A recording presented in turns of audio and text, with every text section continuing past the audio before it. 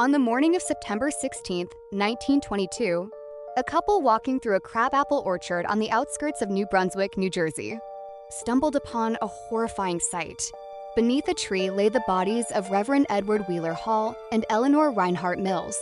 Reverend Edward Hall was 41 years old and the respected rector of St. John the Evangelist Church. He was married to Frances Stevens Hall, a woman from one of New Jersey's wealthiest and most influential families. Although Hall enjoyed a comfortable life, many described his marriage as distant and unhappy. Eleanor Mills, 34, was a married mother of two and a member of the church choir. Her husband, James Mills, worked as the church sexton, responsible for maintaining the church grounds. Despite being married to other people, Edward and Eleanor developed a passionate affair. They exchanged dozens of intimate love letters and were often seen taking long evening walks together. While they tried to keep their relationship secret, rumors had already begun spreading throughout the community. On the night of September 14, 1922, Edward and Eleanor left their homes separately, telling their families they had church-related business. Neither of them ever returned. 2 days later, their bodies were discovered lying only a few feet apart beneath a crabapple tree. Reverend Hall had been shot once behind the right ear with what was believed to be a .32 caliber handgun. Eleanor Mills had suffered an even more brutal attack. She suffered multiple gunshot wounds and a fatal wound to the neck, leading investigators to believe the attack was especially personal.